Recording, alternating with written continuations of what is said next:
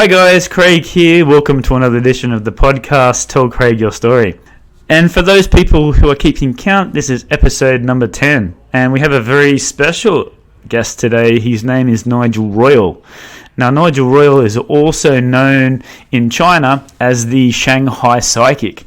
And here we talked all things about his psychic readings, how he developed this great gift, and at the end of the podcast, he also did a unannounced reading of myself. It was a great experience for me personally, and like I said, when I go back to Shanghai, I would like to do like a live recording of me and him doing another reading. Okay, but before we go, please go to our Facebook page. We also have a link there that has all the availability where Tell Craig Your Story podcast is being streamed. We're also on YouTube, Spotify, Apple iTunes. So please click the subscribe button and you'll be able to find out as soon as I upload all the episodes. All right. Here we go. This is Nigel Royle on Tell Craig Your Story podcast.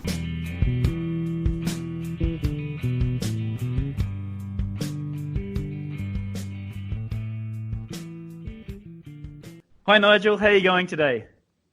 I'm good, Craig. It's great. It's kind of nice and sunny here in downtown Shanghai. Oh, is it? That's very nice. We're just talking earlier before about not so much smog, air pollution in Shanghai.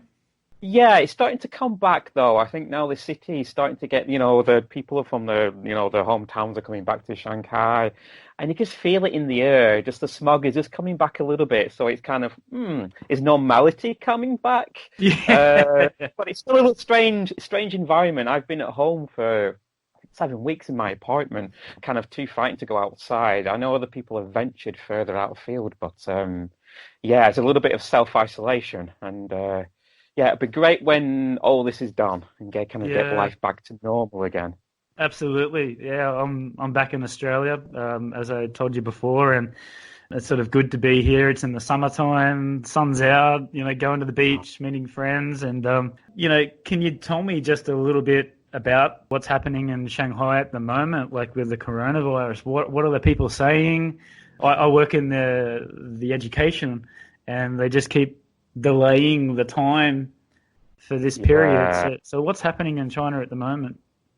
I think it's a lot of people in the same situation as you. They don't know, and I don't think anybody really knows the answer when this thing's actually going to end. I know personally in Shanghai, a lot of people are now, obviously, when it comes towards March, they want to get back to work, they want to get back to normal, and people need money as well, don't they? Yes. That's the main thing. But I think it's just that general feeling of we don't know what's going to happen, and it's kind of getting to people. You know what I mean? People need to organize their lives. I mean, That's I'm right. kind of lucky. Yeah, I'm kind of lucky in a certain way. I'm not relying on other people, other companies, and things like that. One of the great, things is being freelancer or having your own company. You can come and go when you want to. Yeah, I'm not in the situation. I know lots of people are, school teachers, people in education, and they're just panicking. Do I come home? That's right. Do I not? Is there a job? And I have heard that a lot of people have lost their jobs recently. Yeah, right. Yeah, the schools say, look, we don't know when it will open. Your contract runs out in a few months. Sorry. So yeah, I think everybody is wondering, what's going to happen. So you can feel it, having conversations with people. There's a little bit of panic now, not just about the virus now, but it's about, well, when does my life start? Yeah, when does my life start? When can I pay my bills? I've got rent to pay. That's right. Well, I had a very similar conversation with my boss in China.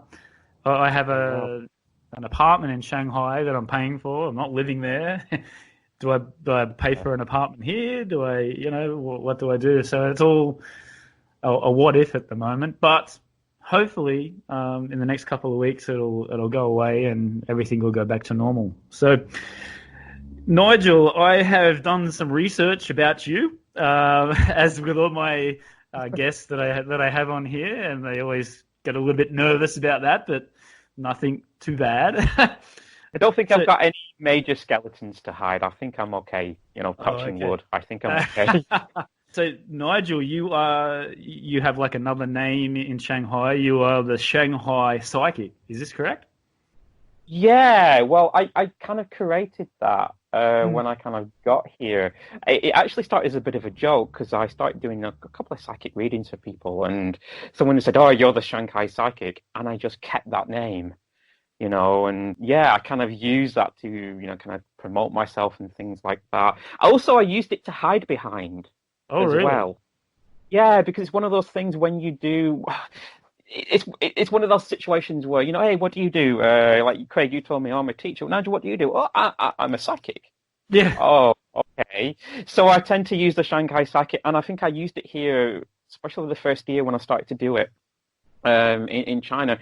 I kind of used it to hide behind, but Nigel was one person, the Shanghai Psychic was another person, and it's only been recently, the last couple of months, I started blending them both together and being a little bit more open about what I do as well. So it's a certain level of me telling myself, actually, it's okay to do this. It's okay to tell people that you're a psychic, even if they think it's good or bad or whatever. Don't hide behind it.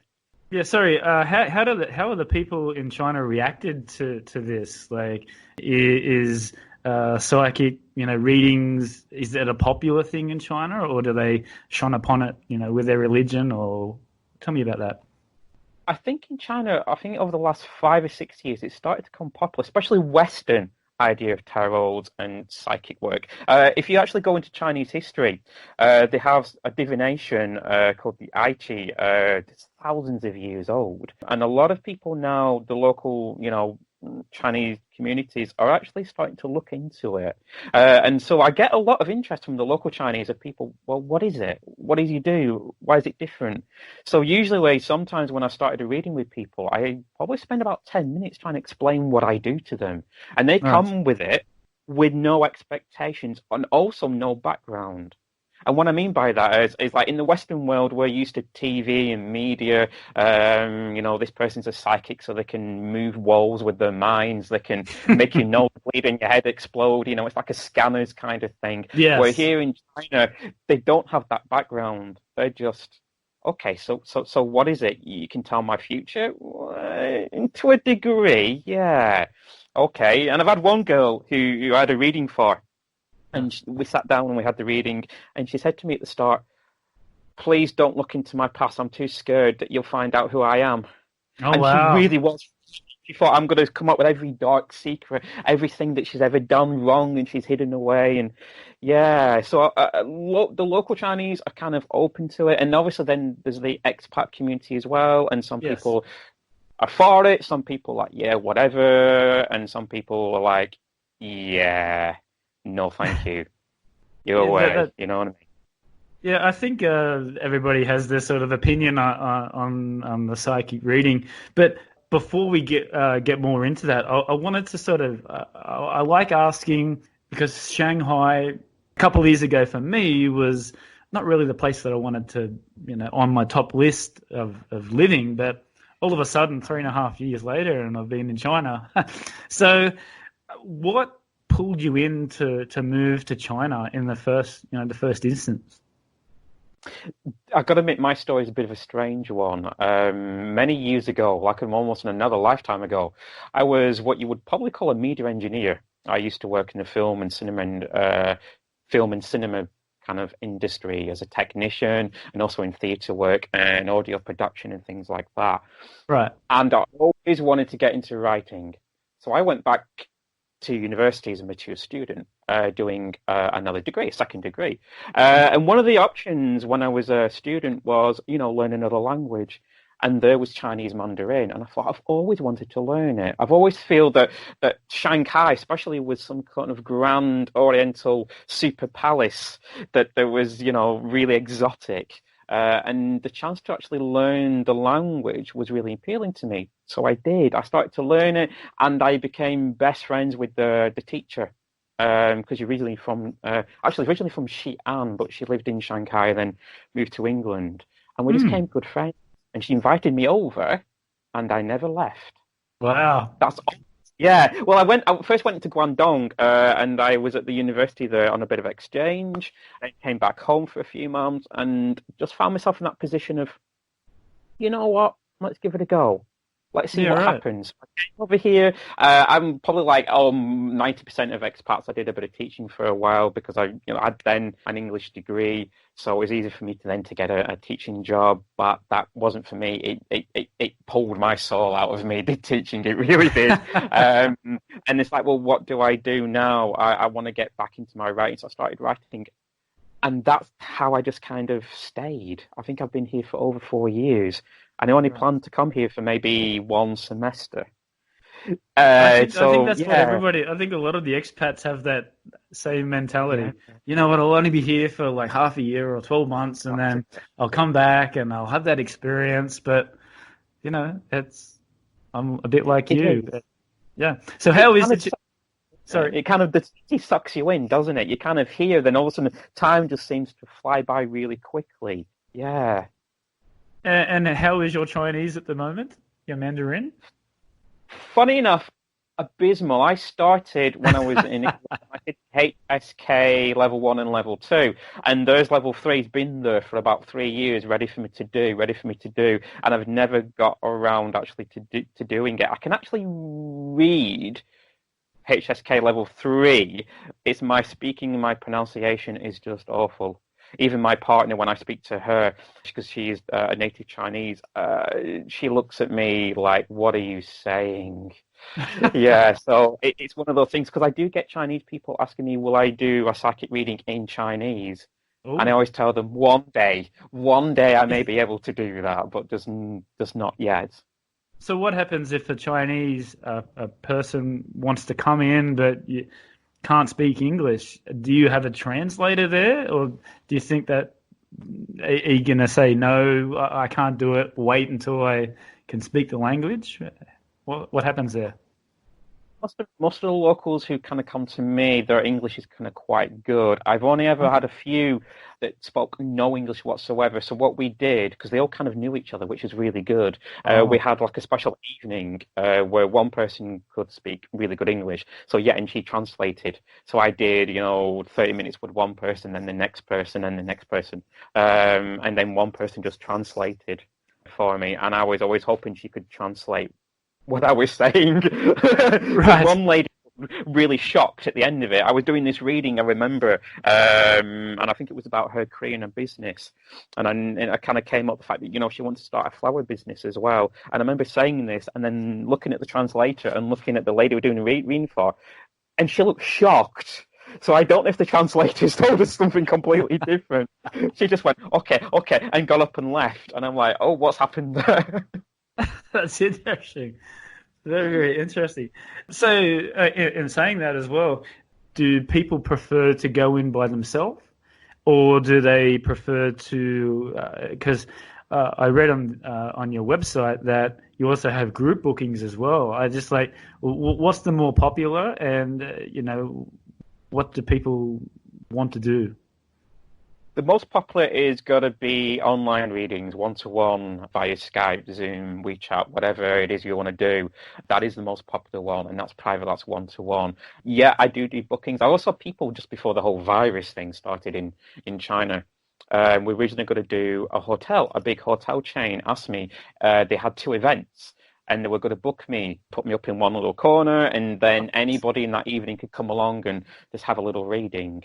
Yeah, and we also have parties. Some people said, "Look, we want to get together, get a few friends, and we'll love some psychic readings." And yeah, I did that for them, and it was great. They all got drunk, and I did some psychic readings for them. Um, so everybody, That everybody does it differently. Some people are really nervous. Some people will just kind of want it just by themselves and deadly serious. Some people treat it as a kind of evening out, so you can do both. Yeah, yes. but mainly it is one-to-one, people wanting those kind of deep kind of questions and kind of keep it private as well. I get some people who do ask me at the end, like, nobody will know I've spoken to you, right? No, nobody. Just you Mm, and me, that is it. That's all you need. Yeah. So some people that's are worried about what people may say because they've asked a psychic kind of right. questions. Yeah, there's a bit of a confidentiality sort of thing you want there. So, let's get into the tough question then. So what would you say to people that are sort of a little bit skeptical about it? They want to do it, but they've heard other things. They've everybody, there's psychics on the TV. There's some people that just do it for the money, and obviously there's some that are not trained or just doesn't have it naturally. So what do you say to people that are sort of a little bit negative about what you do? Yeah, I mean, there's quite a lot of questions there. So I think the first thing is, no, it's okay. But what I would say then, obviously, I think there's three camps, isn't there? There's people who really don't believe it, people a little bit unsure and a little bit frightened to try it, and people who are, yeah, they are genuine. This is it. I would do anything the psychic says. Okay, and it tends to come like that. For the people who are kind of, I don't want to use the word negative because that means I'm looking bad on them. Just the people who don't believe in this. The only thing I can say is actually to try it. And exactly. The best psychics, I always say, are the ones that you'll be recommended. That's how I get most of my clients is other people recommending me to other people all the time. And I say, just go and try it. Be open-minded to it and go and try it. And I know this is going to sound like a bit like a cliche, but if I get people who come to me and they're unsure about what I do, and like I'll give you an example. I did have a guy, a German guy, I think it was like October, November time, and he sat down, his arm was folded, and he just turned around to me and he went, "All right, tell me what's going on, and if it's not right, I want my money back." And all of a sudden, that puts a lot of pressure on me. And I said to him, look, you got to relax. Otherwise, this won't work. Psychic is about me tapping into you. I'm getting all the information from you. Nowhere else. This is not about spirituality. That's a kind of slightly different thing. If I'm just talking about psychic work, I'm getting it from you. So if you're closed off, I can't get anything. If you're coming in here expecting me to tell you whatever you want, is what you're going to win the lotto. If you expect me to do what is the main thing, the cold reading. If you expect me to do that, then I'm going to give you a bad reading because that's what you're expecting. Like attracts like kind of thing. But I would say, if you're skeptic or you're unsure, just come and try it seriously and see what you think. I want to just be open for it. And if you don't believe in it, that's fine. And not going to bother you with your life whatsoever. I'm lucky that I've never had anybody kind of hate me for what I do. I know some other people who have. They've received hate mail and things like that. I've never had that. I just had people say, "Look, I don't believe in it." Fine, don't. Yeah, that's cool. Yeah. Everybody has an opinion, right? So that's it. Yeah, and it's not going to be for everybody. Some people don't want to know. Some people have said, look, I actually believe in it, but I don't want to know my future. I don't want to know what's happened. I don't want to know what's going to happen. I just don't want to go there. And I say, that's absolutely fine. Don't. Yeah. Again, it's about the what people think about a psychic and what a psychic actually does as well. There's quite a lot of fear there. Like I said about the lady who thought I was going to read her mind and know all her dark thoughts and secrets. And some people are genuinely scared about that because they've seen it on the movies, they see it on TV. Yes. So, yeah, a lot of time you kind of have to put yourself out there trying to explain what you do and trying to dismiss some of the preconceptions that people have. That's good. Yeah, but I won't attack anybody who dislikes me. It's as simple as that. I won't have a go. I won't try and persuade you. Sorry. I wanted to ask the question, like, is it better for the person to actually come in and see you? Or is it okay to have a Skype or like a phone conversation? Like not having any experience in it, I would just assume that it would be better to go in and see you. Is that correct? Or tell us about that. Makes no difference whatsoever. It really doesn't. Okay. I would say they're the same in some sort of way. When I do a phone reading, I don't know the person. I just go off the vibration of the voice. I tune in that way, and I tune into them. So I have no idea who they are or anything. And it tends to be sometimes a little bit more relaxed. So it makes no difference. Like I said before, I'm tapping into the other person, their energy, if you want to say it like that. And it doesn't matter. I'm here.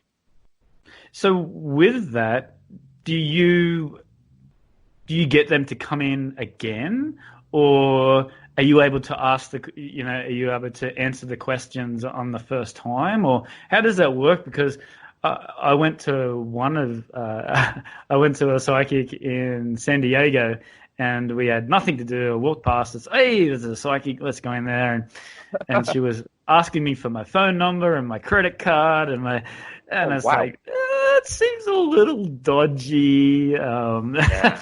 So yeah, tell us about that. Are you able to do that on like the first chat, or do you want them to Yeah. come back after a certain period of time, or how does it all work? This is a thing of a good psychic. This is a thing. A psychic just works from reading to reading.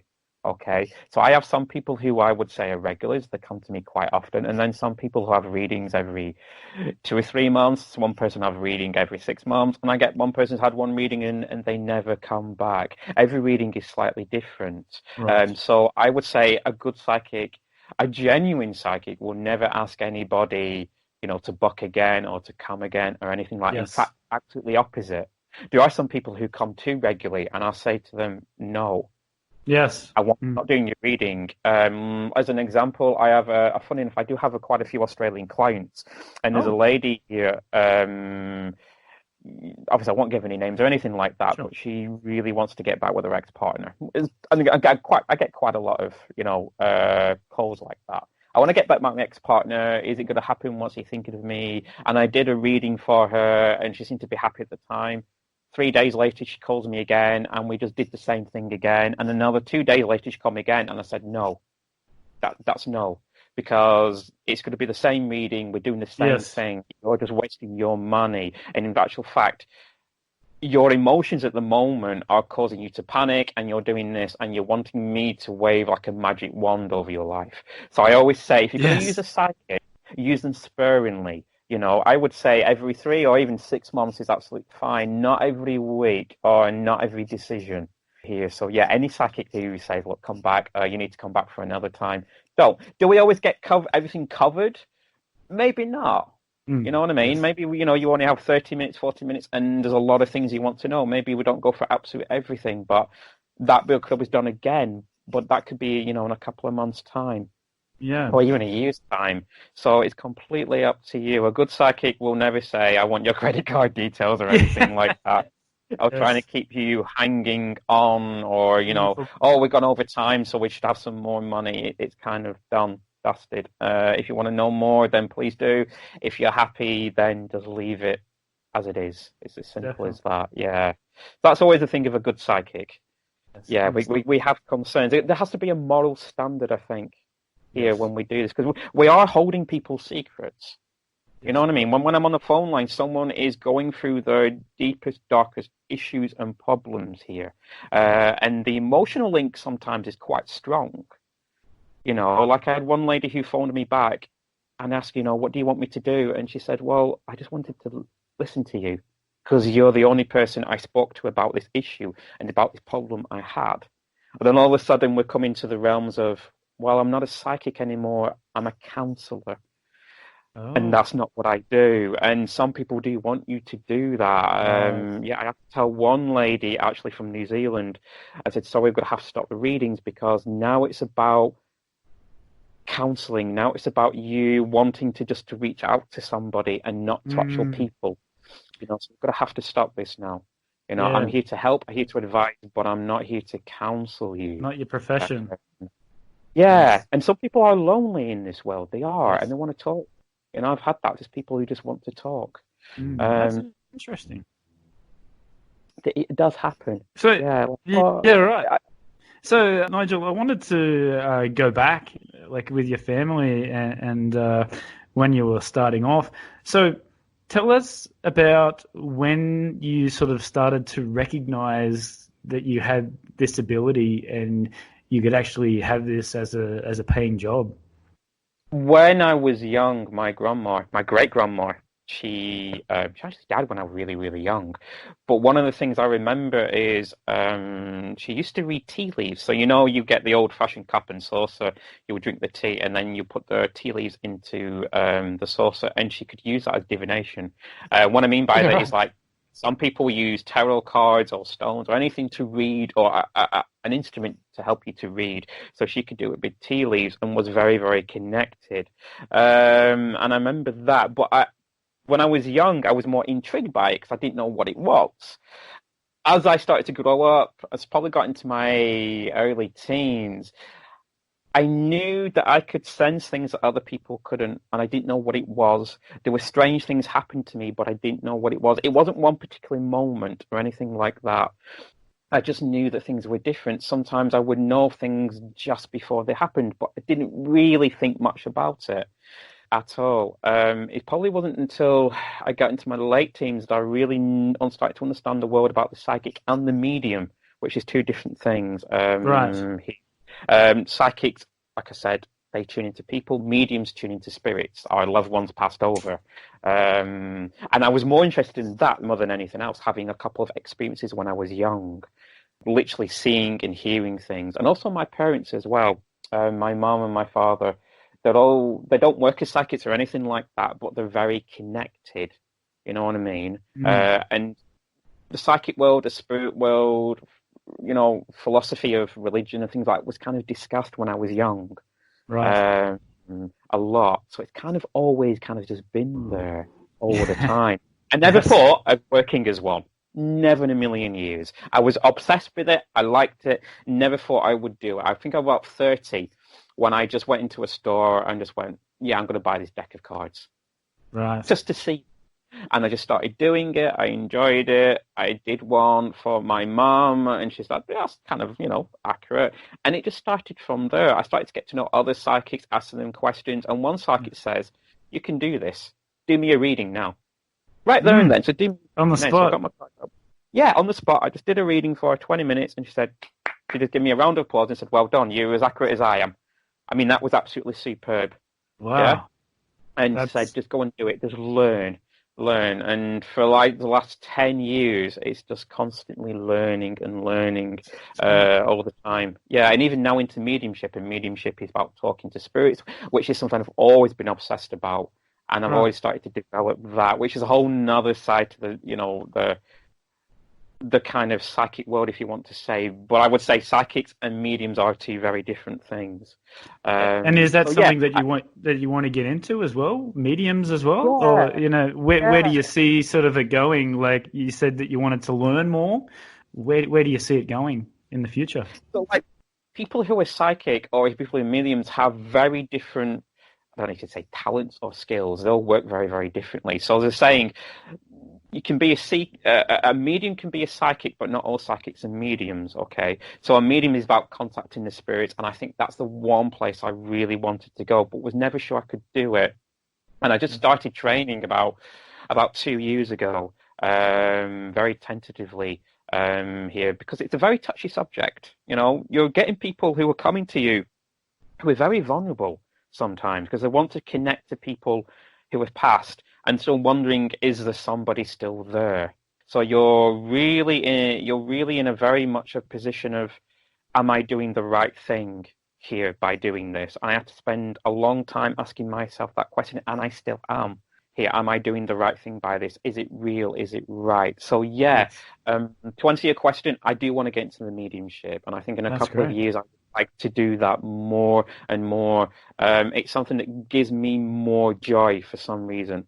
But that's a big journey. Yes, definitely. Yeah, and that's the one thing I'm still hide behind. So like I said before, I hid behind the name the Shanghai Psychic. It's only now I start to say and medium a little bit, and I'm still a bit, okay, don't push me too much on this one. Let me do it bit by bit. So yeah, there's lots of facets. Like there's lots of people who do color readings, aura readings. You can see your colors, you can see your auras, and give you a reading by that. There's people who have different senses, the different clairs seeing. They can see things, they can hear things, they can taste things, they can see things in their mind. And also, as what I tend to have is like what we call a clair knowing, which is almost like downloading information. You know what I mean? I would say to them, I've got a gentleman here. I feel it's like your grandfather. He wore glasses. He really didn't like smoking. And all that information will just come there. You know what I mean? It will all be there. And that's about giving the evidence to the person that, I am in link with the loved one who's passed over. Wow. And sometimes they'll show me things. Sometimes I can smell things, and some things are nice, and some things are not. But psychics and mediums are different, and everybody has very different skills. So I get that sometimes that people, well, I went to this psychic and they did it this way, but you're doing it this way.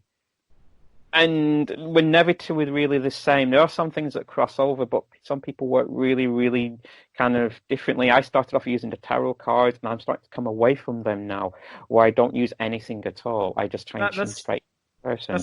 That's what I wanted to ask about the tarot cards. Do you always use your tarot cards in the reading?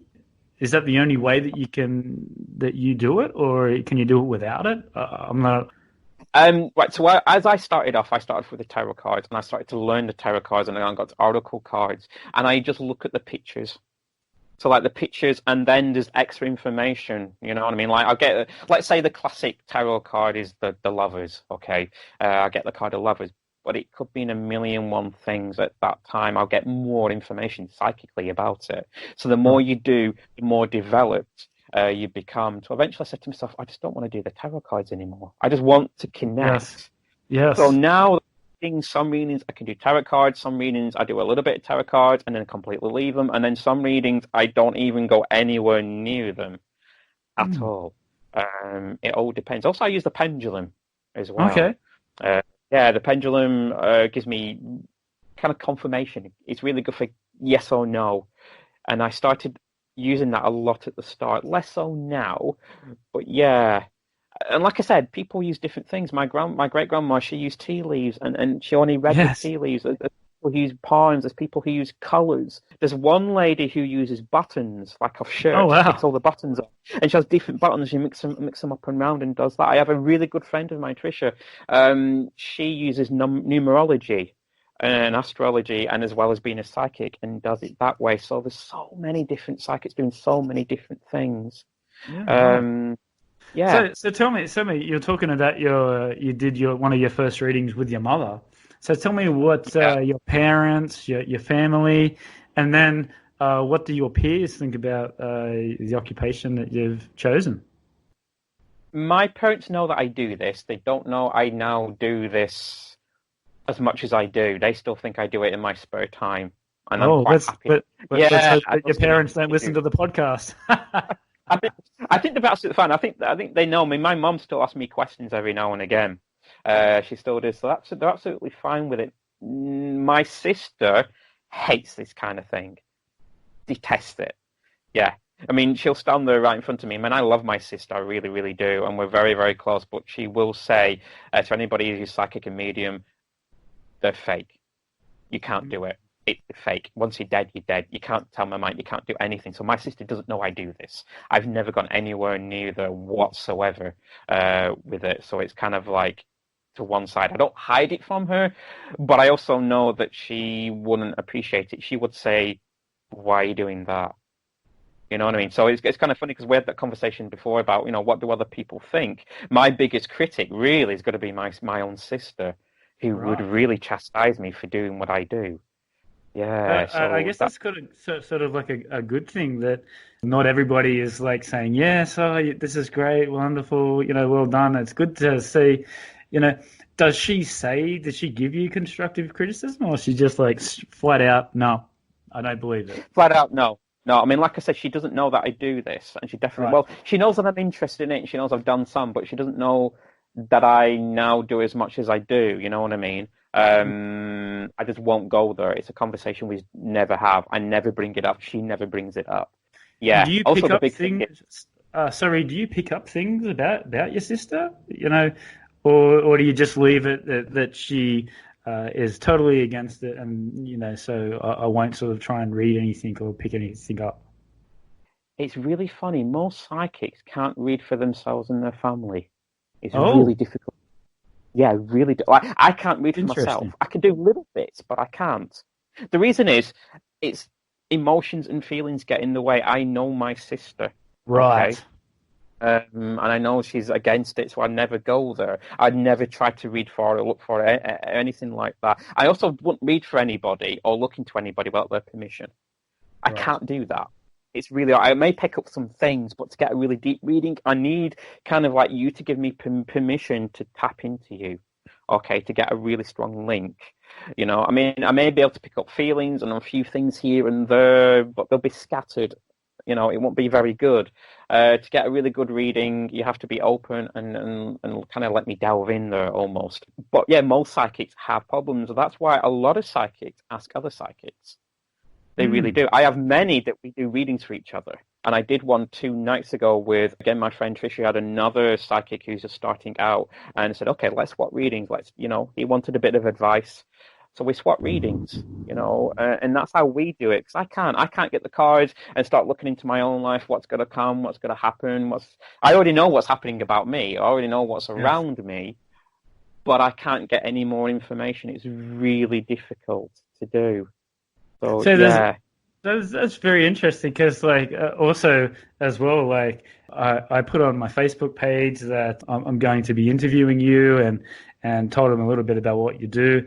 And I said, is there any sort of questions that they want to ask you? Obviously, some people are going on there being a bit, negative, trying to be funny. Like, do you know what I'm going to say next? When will I win the lot? When will I win the lotto? And it's like, why do you want to interview a psychic? They should already know what, So all these sort of little negative things about that. But like, for the example of the lotto, how come you can't go to the lotto and go, okay, here are the numbers for next week's winning? I've never tried it. Oh, okay.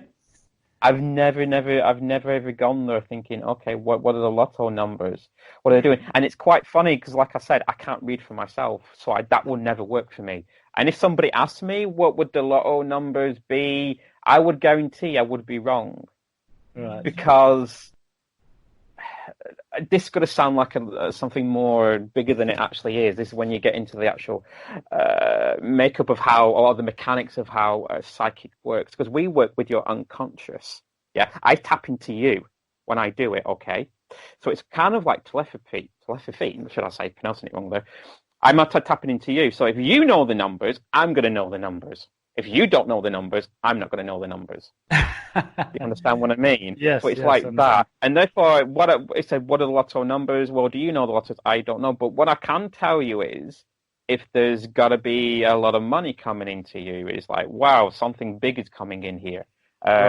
Really big. Could be the lotto, could be not. Yeah. It's that kind of thing. Like, I get people as well. A friend of mine says, well, can you predict the soccer scores? Right. I said, no, I can't. And do you know why? And he said, no, because of something called free will. If you think about it, you got 2 sets of fans, both wanting the team to win. Yeah? Yes. Therefore, it's something I can't predict because there's too many people wanting. A lot of psychics will talk about cause and effect. A lot of psychics will talk about like attracts like. And I'm a big believer in that. If you've got positive energy, you want something to come in. If you're not negative about it and you want it enough, it will come in. So therefore, if you've got 2 sets of fans wanting the same thing, it really is kind of up in the air. And I don't believe any psychic who can judge what's happening in lotto, football scores, and even future events. One American lady, she asked me, "Is Donald Trump going to be, arrested or convicted on the whole trial thing he had over there in America?" Yes. She actually asked me that, and I said, "No one's ever asked me that." Yeah, impeachment, that was it. And will he get another second term? I said, look, I've never done it. I'll have a go. Yeah. And I did say to her, yeah, he'll win an impeachment. That won't be an issue, but he won't get a second term. And I said, that's the first time I've ever done that, ever. Wow. And so I'll be interesting. I've got one right. Let's see if I get the other one right. But don't go there. I'm not Nostradamus. I'm not going to tell you, oh yeah, be careful, there's a third world war coming or anything like that. It's not that. Otherwise, I'll tell people in China, get out. There's a virus coming. Get out. Well, it's not as if you have like a tally and it's like, yes, I've got this right, I got this wrong, Yeah. And I think that the preconceived idea is that a psychic is just obviously doing it for the money. So why don't you do the lotto? It'll make you rich. People just have that assumption that that's what you're doing it for, to make But like you said, you go back and you're probably the good ones are just doing it to help people. You know what I mean? That's it. And I must admit, I don't know any rich psychics. I'm gonna have to say that as Well, there well. you go. Most psychics will have another job as well, like I do. I decided a few years ago, this is it. There's something I really want to do. I'm going to do it more of it. I'm going to do it a career, but I also need to pay bills. I need to pay my rent and things like that. So I have other work as well, a good old-fashioned kind of work. So yeah, the psychic work is my love. It's my passion, but it's never going to make me a millionaire. It's never going to really go out there. I do see the big names. You do have these big name psychic and also big name mediums as well who do the Yes. big tours and things like that. And that's Is it? absolutely fine. Go and do that. Go and do that if that's genuine, if that's real. And I Hmm. know some that are, and also I also have my doubts over some as well. Yes. Um, Well, but I've seen John Edwards when I was growing up, teenager. His program was on the TV all the time in Australia, and then yeah, I was working in Sydney at the time, and then all of a sudden found out that he was doing a show in Sydney, and I ended up going. I thought it was fantastic. I thought like there's just no way that he could know these things that he was coming up with on stage. Just even if you researched, there's just things that you can't. So I think he's really good, and I'll go back and see him again. But my fear is that if he was to sort of pick me, he asks a lot of questions like, birth dates and how old were they when they died and all these, and I don't think I could remember all these yeah. sort of things. So that's one of the like for me to do a personal thing with him. I would struggle to do that, and I can see on the stage he gets frustrated with some of the people that are, oh, I don't know, or I don't know. So does that come over to your side as well with the psychic? Do you need to know as much information as possible to get the correct reading?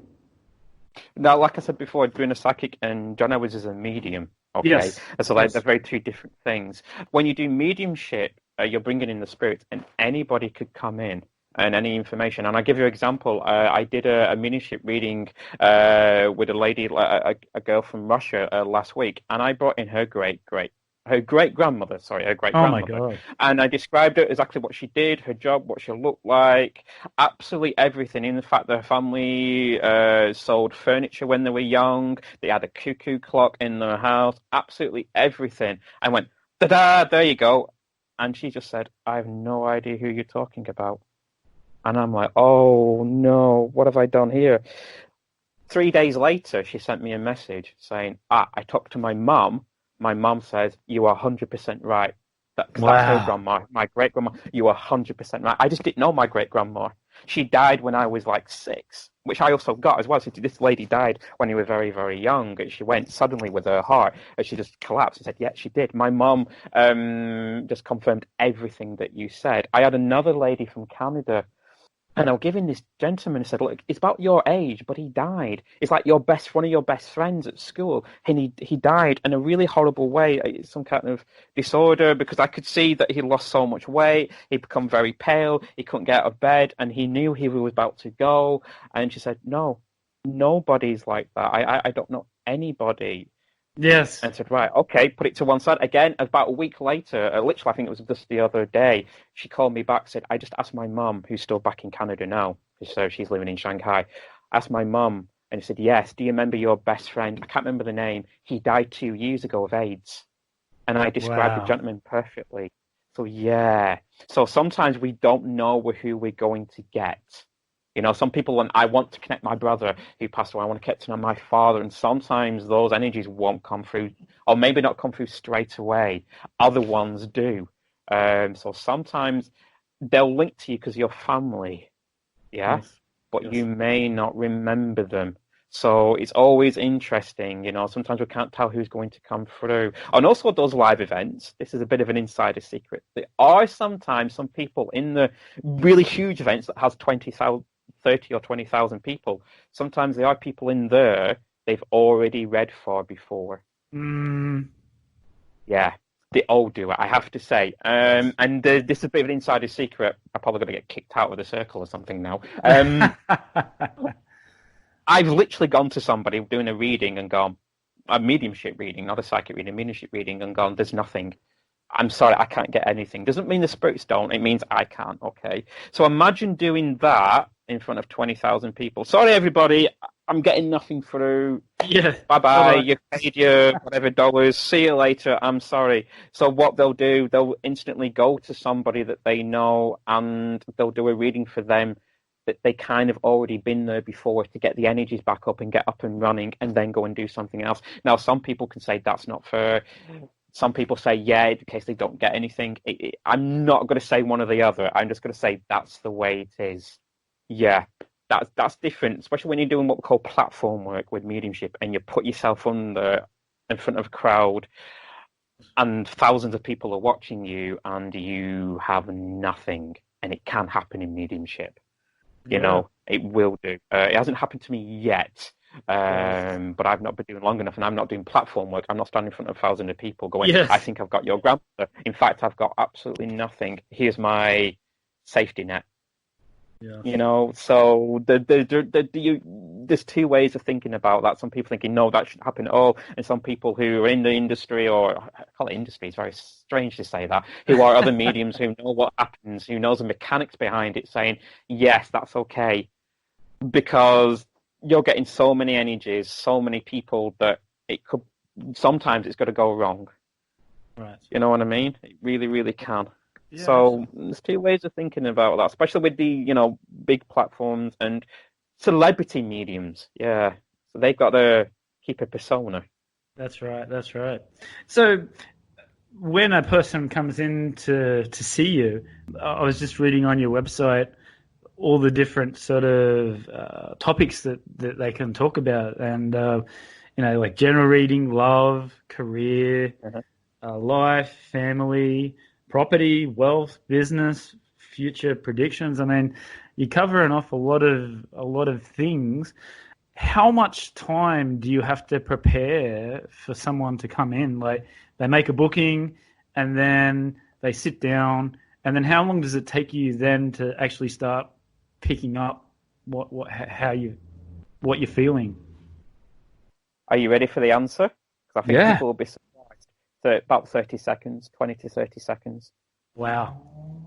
Yeah. What it is you spend a long time working on yourself. I do a lot of meditation. I do a lot of testing my own work, testing myself, working on my senses, working with my cars, developing all the time to get to a point where you can turn it on and turn it off. Now, with mediumship, I'm not quite there yet because I'm still new. With psychic work, I can jump from, as long as I'm not stressed, as long as I'm not in a place where I'm having a really bad day today, I'm thinking, and I try to cancel if I can.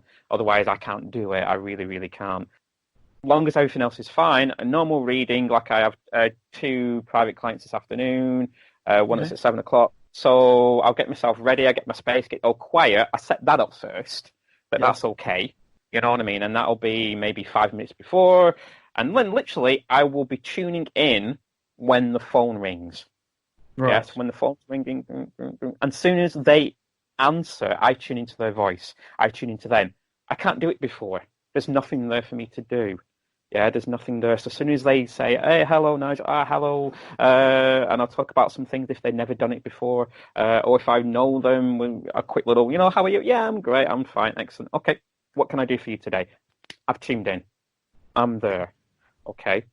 So yeah, it can happen at all. A really famous medium called Mavis Patilla, you may not have heard of her, but she's quite well known in England for being a spiritualist medium.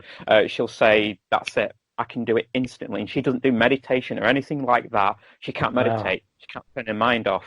She just says, sorry, get my words tied up. She just says a little prayer to herself, and then she's tuned in.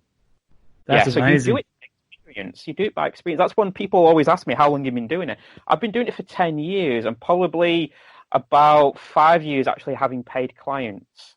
So I did it for a couple of years before I came to China. I had paying clients then. And it took me many years to get to that point, many years where I can just sit down and give somebody reading and having the confidence to give somebody the reading as well. Right. So yeah, it's seconds, absolute seconds. Yeah, if you got somebody who said, "Oh, I need to meditate for half an hour. I need to get in the zone. I need to, Yeah. get with my guys. I need to do." No, you don't have to do any of that. Exactly, it's the opposite. I've got to raise my vibration. I've got to get myself excited and happy to actually do a reading. Yeah. Very, very interesting. Very interesting. So going from that, what would you recommend for people that want to do this as a career, like yourself? Can you be trained to do this and then do it good, or does it come naturally? And sort of, what advice would you give to people that want to do this sort of psychic readings? It's a little bit of everything. If I use like the football or soccer analogy, and a lot of people do, everybody can kick a football, can't they? Everybody can do it, but not everybody's going to be Messi. Yeah, You know what I mean? And if you think about football, there's the in England, obviously there's a Premier League, and then there's a division underneath that, and everyone's got different talents. So we're thinking everybody can be a medium, everybody can be a psychic, okay, yes. into some kind of degree. Some people have more natural ability to do it than others. So I would say I have a natural ability, but I had to train. I spent years and years and years training, and that is just doing readings for my friends first, doing readings for other psychics first and getting feedback, going on courses, listen to it, self-study, and just being obsessed with it. I had so many different readings with so many different psychics to see how they work, to see what they do. And with mediumship, I started to get into mediumship in about year 2000. And I've been to hundreds of different mediums and different shows. And like you said, you've been to John Edwards. I've been to lots and lots of them, including James Van Praagh, and I've been to Colin Fry, who was a big medium many years ago in England. And I went there, and I just wanted to watch them work. Same. And I loved it. Yeah, just watch them to work. So I watched them, and just like you would watch, if you want to get into football, you would watch football. You would watch the best players. That's right. Yeah. Yeah, and with mediumship, I train. I have something called a circle, but there's not many in China. A circle is where people can go and train and be in an environment where everybody is kind of, at the same level. But I do one virtually. I do a training circle online with other people, and I have a tutor who helps me and guides me. And then I got to just do it. I got to practice it. I got to work at it and get better. Yeah, you're born with it. You can be born with a natural skill, but Messi and Ronaldo didn't get to where they were by not training. You look at Ronaldo, first one in there, he's the last one to go in training. He's constantly training. Even now he's in his 30s and he's probably not in his prime anymore. He's still training. He's still pushing himself. And I've got to do the same. So that's why I can turn on the psychic abilities or the mediumship in a few seconds, because I've spent years and years developing what I have. Yeah. That's great. All right. We were talking about it before, about having, when I go back to Shanghai, that I'm very, very interested to come in and maybe do like a recording of a reading in Shanghai. But you've almost spoken to me for almost an hour. I just wanted to know, sorry to put you on the spot here, but with my career at the moment, is there something that you sort of can feel from talking to me for almost an hour about my future career? At the moment, I have this new business that I'm trying to start up in China. Uh-huh. Do you sort of feel anything? Can you give me some? Right. I'm so sorry to put you on the spot. No, it's absolutely fine. Yeah. It's absolutely. What I'm going to do, Craig, I'm just going to listen. I've got to tune into you now, okay? And I'm going to mix my cards. Let's go to my cards here. So I'm going to tune into you, and I'm literally, when I'm doing this, I'm just thinking about you. I'm thinking about my energy blending with you, and wanting you to come forward. And because you're telling me this information, okay? You're giving it to me. Which I know people find strange, but that's where I'm getting it from, especially psychically, okay? So I'm going to ask my audience, what's coming up for Craig in his business, his future career? What is his next levels? Where is he going to go? And what can help him to go forward? Okay. Right, okay. Which is really good because what I'm going to say here is even you're probably setting up this business in two different places, in two different countries. Because I know you're from Australia, you told me, and I know they're in Shanghai. But what they're saying here is don't limit yourself just to those two countries now. What you're doing has worldwide appeal to people who would actually be more interested more than anything else here. What other cards are telling me now? Well, all the cards here are about love. Now, that doesn't mean about romantic love. This is about passion, okay, about passion for what you do. They're saying you've only now realized what your passion is. I think before where you've gone from one thing to another thing, what is it? What is it that makes me tick as a person? What is it I really, really want to do? And they're saying at last you've actually found what it is you're going to do, okay? And here it's to do with what we're doing now. Okay, this kind of podcast and things like that. But what I want to say is don't limit yourself to one geographical location. Make sure you've got enough that you can have a large international audience and appeal, okay, more than anything else. I have to say, if you're thinking about setting something up or doing what you're doing like now in China, that's got to work. If you have other business in China, and I'm talking about your teaching and things like that, that is about to disappear. Okay, more than anything else. I don't think you're coming back to China, by the way, very anytime soon. I know you're probably in Australia now because of the whole virus situation over there. But I don't think you are coming back, not for this summit. I want to say more. I want to say more. For some reason, you've got to come over here, do some things that you need to do, then actually go back to Australia for a little while, and then may return. Okay, to probably to China as we're getting towards, what we'll call the September time. Okay, here.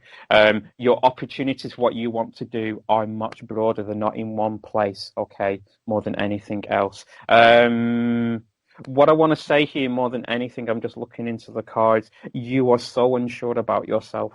And now this is going to give away to all the people.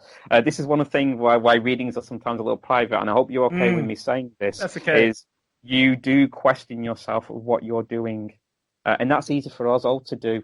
Okay, we started any business or any adventure saying, is it going to work for me? Am I doing the right thing here? And you're pondering that question so much.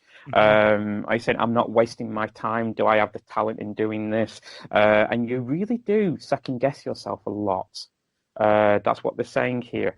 And I have to say, there's something about a past relationship with you as well here. There's somebody here from the past who's given you sometimes from the past. It has made your confidence just go down a little bit, okay? They're saying 2018, 19, then getting 2020, it's like a step up with your confidence all the time, okay? It said this year your confidence is really, really high. If you did try to do what you did, for some reason, I want to go back maybe 2015, 2016. It feels like you probably wasn't the person to do this. You know what I mean? To actually get up, interview people, to create a business, to create an idea. You may have had the thoughts of doing it, but the actual actions of doing it weren't there, okay? And it's kind of a feeling that I'll get a lot of questions about people saying, well, when's it going to happen? When am I going to do this? And I always say it'll happen when it happens. I'm not going to give you dates. I'm not going to time. With you, you're in the time now when it's actually going to. 2021 is going to be even better. That's when you're going to give, your bigger audience per se here. But this is just the start. Okay, more than anything else. There's going to be. This feels like something like YouTube, but this is not YouTube. What is this? I think the YouTube thing, it feels to me it will be dead by the time you get up and going. What I mean by its popularity and things like that. There's another platform here for you to go on and to do something very, very different. I don't know if that's TikTok or maybe something else that's going to come along.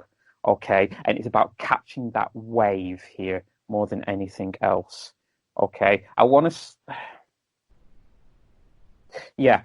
For the next few years, it all seems to be about your voice, okay, more than anything. So again, doing these podcasts. After that, it's about being visual, okay? And there's a new medium. Wow, this could be interesting. I've never had this before. A new medium where you're going to jump on top of it, okay, and get yourself I won't say known, but it's really going to propel you to the next level here more than anything else. If you ever thought of actually getting into actual proper broadcasting, not just doing your podcast for yourself, but actually getting into media, TV, television, even going as far as that, say that is open for you, not now, but later on as well. But again, with that, it's not about being in one place, it's about being in many, many different places, okay? Again, China really links here with you. Okay, I know you probably came here for teaching and to explore and to see what's out there, but here they're saying it's actually going to open you up to other possibilities here. Okay, more than anything else. And what I want to say here is, when I tune into you, and this is the last thing. Okay, when I tune into you, there's a lady in the background here. I mean, she's here. She's where you are in Australia. This is a romantic thing about you going to Australia.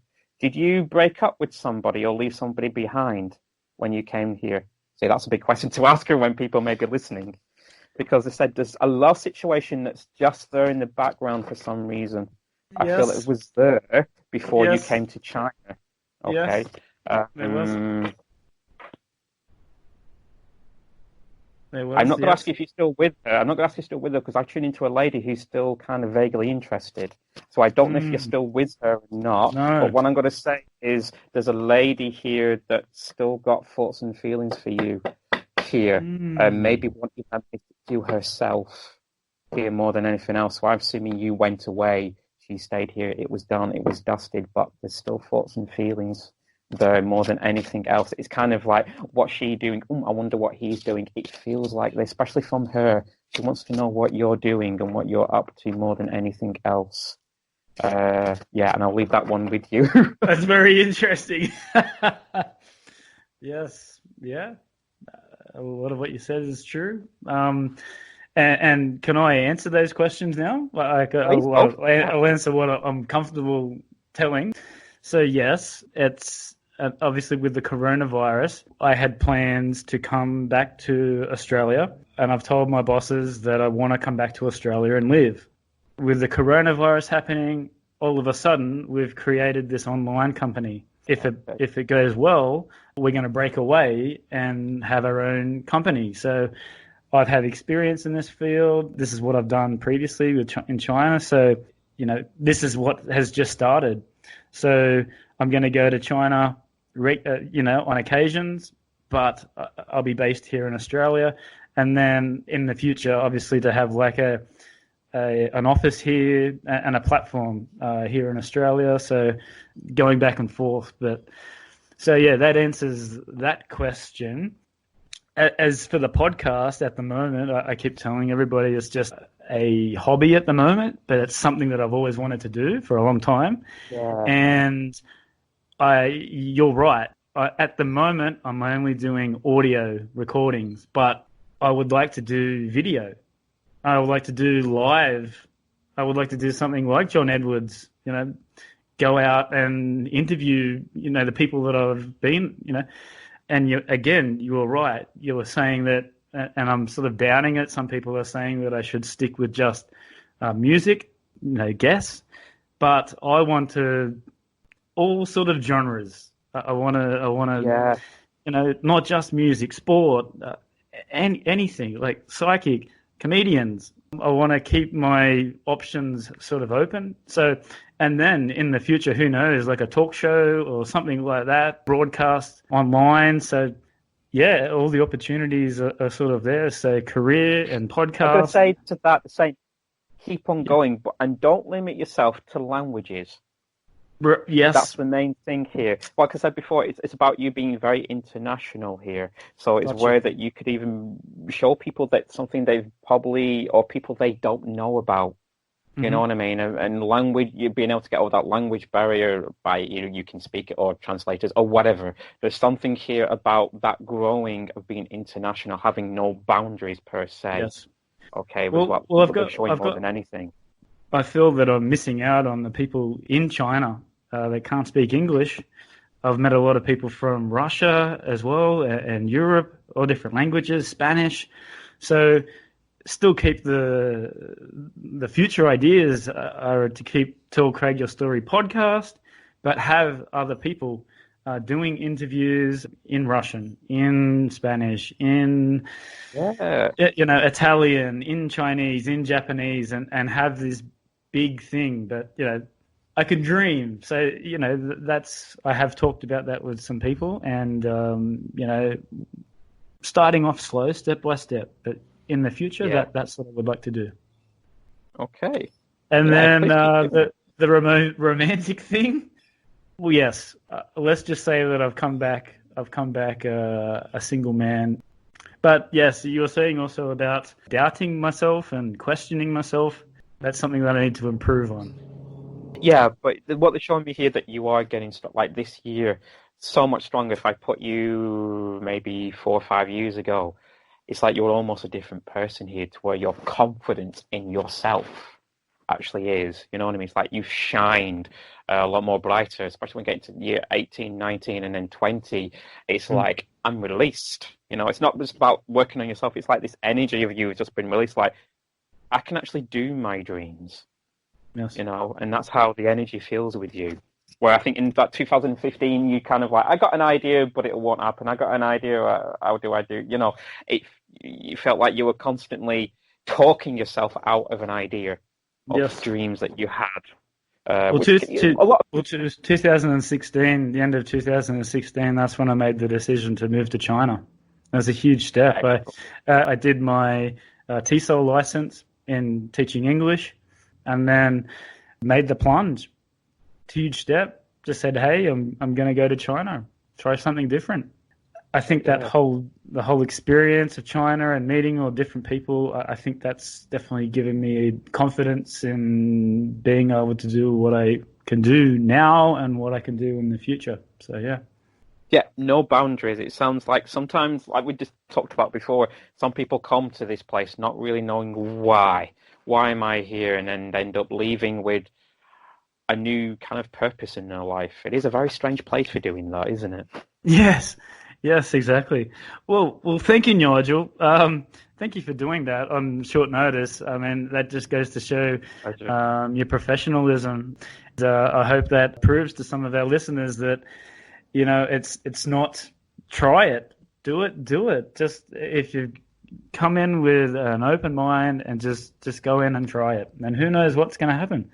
Could change your way, could change the way that you think about things. Sorry, I just wanted to quickly just go through a couple more things that you do other than the psychic. So you're a businessman, you're an entrepreneur, and you're also a writer as well. So to finish it off, just tell us a little bit about what you've done there, like with business-wise and being a writer. Well, it's quite funny because I actually suffer from dyslexia. And did do when I was at school. My first degree was all about kind of photography and engineering and things like that. And writing's always been there. It's always been a part of me. And I denied it for such a long time because I thought to myself, I can't do this. This thing I can't do. In about 2013, I just went, no, I just want to do this so much. So I enrolled. I went back to university, studied English, and got a first-class honours degree in English, and just started writing from there. So right now, I'm writing short stories, fiction work. I've got hopefully some work coming out, and an anthology coming out in England in the next few months. It should be maybe just after Easter time when that's there. I'm currently with a writing partner at the moment where we're writing a sitcom for a production company based in Manchester in England. So that's kind of getting done there. Business-wise, I've always been a bit of a businessman. I created my own business in England, which is an engineering company. Oh, great. Mainly for the cinema industry. It's like technical support and things like that, and we end up selling that to another company.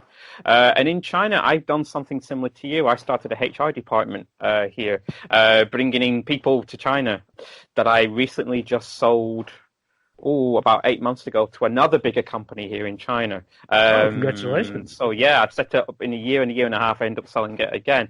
And this year, 2019, we set up something called BizKids, which was with another Chinese partner, which is basically business English, but for primary school children.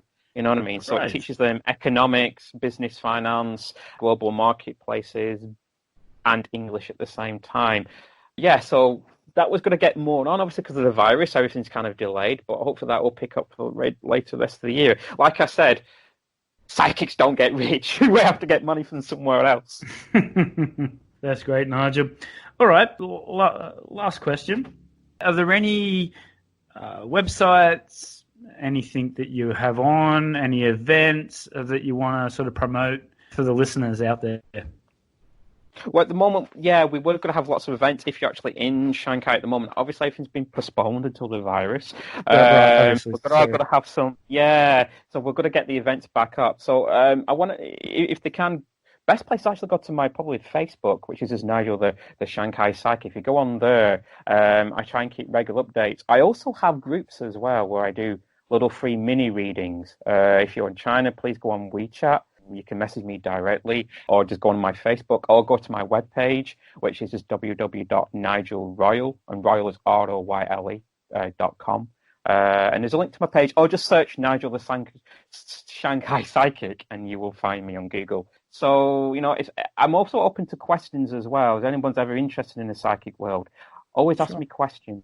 I'm happy to do that. Like, I have groups for that, and people always ask me questions about the psychic world, and I'm always keen to answer those as well. Excellent. So, that's to do with people who are unsure about the psychic world, who just want to know a little more, and just people who want some free readings as well.